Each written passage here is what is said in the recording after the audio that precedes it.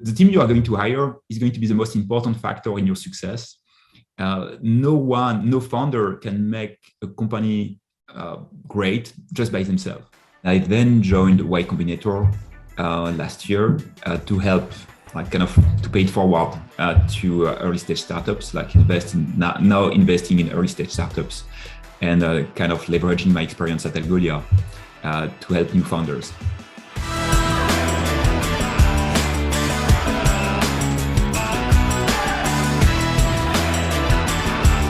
Algolia success, key ingredients. I think there is a mix of quite a lot of stuff.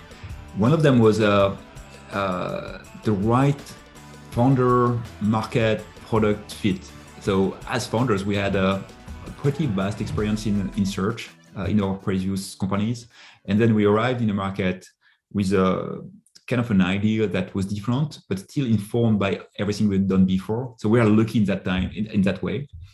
Other ingredient, the global aspect. So we were targeting developers. Developers are pretty much similar all over the world. And so in a way, our market was global day one. And we really insisted on we were really careful about building the right company for that. For example, we only spoke English from day one. We never had a word of French on the website. So that helped us a lot too. And I think the most important for us, for our success, has been the team we've been able to hire. The team you are going to hire is going to be the most important factor in your success. No founder can make a company great just by themselves. And so the people you hire are the most important. That means the culture you create is extremely important to attract the right kind of candidates. So we were lucky that our very first few hires have done great. I mean, most of them are still in the company today. 8 years later, most of the early team is still there. They've been the people who made us what we had become.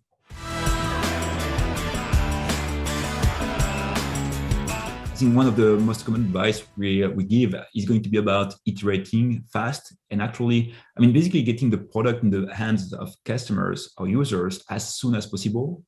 And even especially when it's B2B, try to charge right away. What happens is that when people are trying your product, you're going to learn so much more, so much faster than when you just build on your own. And when you charge, so what happens is that people want to be nice. And so they're going to say nice things about you, about your product by default. And so you don't learn as much. I mean, maybe they want just to be nice and they may not want to use the product, but not tell you. That changes once you charge for the product. Then it's all about the money, and people who don't use a product are not going to pay. And that learning in itself is so valuable. So yeah, do get your product in the hands of users as soon as possible, and then try to charge as soon as possible. That's the best way to learn fast and iterate fast.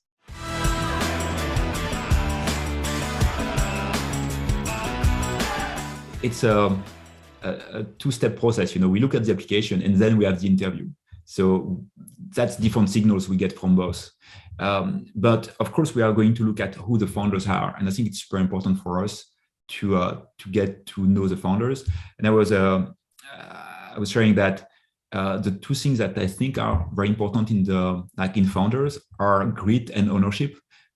Grit, because you want people who are going to be persevering. It's a long journey. When you build a startup, it's not 6 months, it's going to be possibly a decade or so before some outcome. And so you want people who can have that perseverance, who can really step up in difficult times, and people who want to learn constantly. So that's the grit. That's super important. And ownership is, I don't want to invest in employees. You want to invest in founders who are owners, who have their own opinions, who are building their own opinions about what matters to them, what matters to their startup. And you can feel that most in interview, how they answer to questions, how they answer to pushback. We are going to challenge you in an interview, ask difficult questions.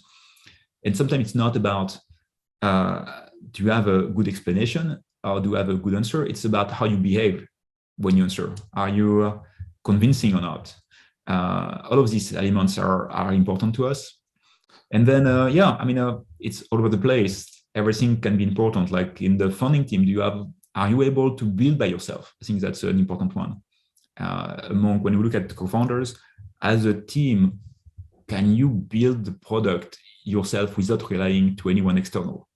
That's a very good indicator of success, because if you can build by yourself, you can iterate very fast without relying to anyone else outside of the company. And when you iterate fast, you have better chance of building something great.